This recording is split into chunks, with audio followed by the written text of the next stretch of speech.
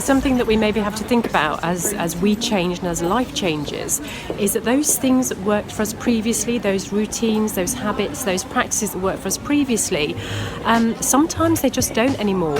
And if that happens, what do we do?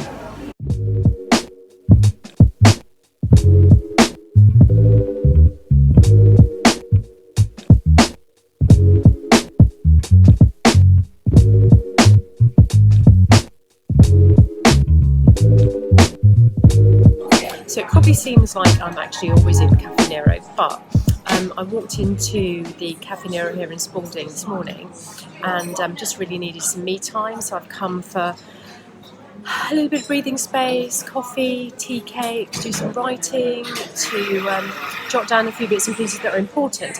And I've realised that it's actually been 4 weeks since I've been here, which, in the grand scheme of things, life gets busy. But this is very much part of my spiritual ritual, because it's that time where I come out, I enjoy a really good coffee, I have time away from everything at home, away from everything in my life, which just gives me space just to focus within and to jot down things that I need to do, look at my work and reconnect with and identify the priorities for the next few weeks, make sure I've got everything in place for my students and all those sorts of things. And I know that I've moved recently and life's been really, really quite busy, and there have been lots of pluses and there have been lots of things that have made me need to reconnect with myself through all of that, which has been a really positive experience. But I was getting really tight this week. And for me, when I get tight, it's a sign that whilst my energy is moving into the right place, from maybe not quite being in the right place, it isn't quite stable. And so you dip very easily. And lots of the times people think that if you're spiritual and following a spiritual path, and when I say that, what I mean is that I believe we're all spiritual, but if you're actively following a spiritual path and you have spiritual practices, etc. and so forth, people tend to think that you don't get bad times, or you don't get difficult times, or life is easy all of the time, and it isn't. And there are difficult times, and you do slip, and life does get on top of you, and you do get stressed. The difference, possibly, if I look back on my life 10 or 15 years ago, is that I recognise that more easily, and am therefore able to take action to step back into alignment more quickly. But I've realised that kind of stepping back into alignment, it isn't solid, because I've had a little bit of a dip this week and a little bit of time when my body's really tight, which for me is a sign of stress really starting to build up. So my spiritual practice and my spiritual practices are actually the most important aspect of my life. And I know that probably sounds strange, because we think of family and friends and all the other aspects of life which bring meaning to who we are, and they bring meaning to our soul. But for me, if my spiritual practices are not right and they're not in place, none of those other bits fit into place, because my spiritual practices are who I am, my connection with spirit and my connection with my spirit. At my core, that's who I am. So if that isn't right, if that sort of slipped to the side or just moved out of alignment in some way, then nothing else in my life flows in the way that it should. And my connections with people, my connections with my team, my connections with my colleagues and my students, they also don't flow in the right way, because there's something within me that's just not quite balanced and not quite where it should be. So the really great thing is that I recognise that so much more easily than I used to. And obviously the key with recognising something is that you then need to take action to change it.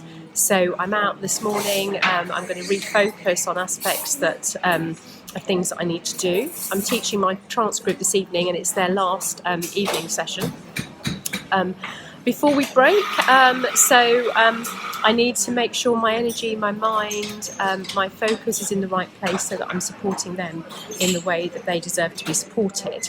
And making time for yourself, just to reconnect with yourself.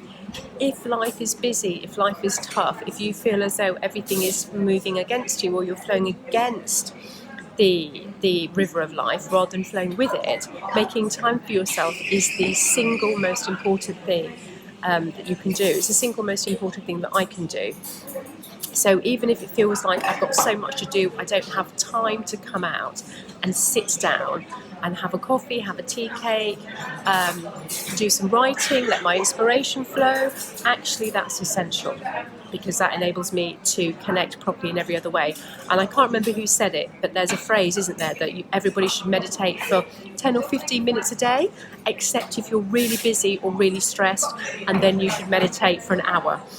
So it's absolutely true. Making time is essential. Making time to fulfill the needs of your soul, the needs of your spirit. So I'm going to do just that.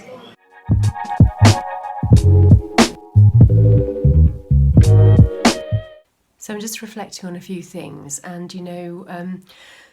when we break, and changes, stresses, challenges in life can cause us to break to varying degrees, and sometimes we need to allow that aspect of breaking, and sometimes breaking is the only way that the light of our spirit can actually get through the barriers and the defences we've put up.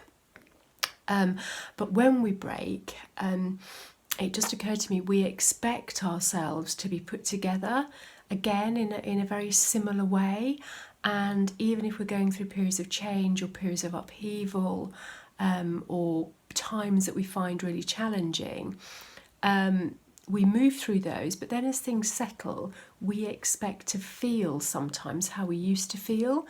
The sense of peace that we experienced previously, or the sense of belonging, or the sense of connectedness that we experienced previously, we're waiting sometimes for that same feeling, only because things have changed, because we've sort of, aspects have broken down, and we've been remade and built up in a different way.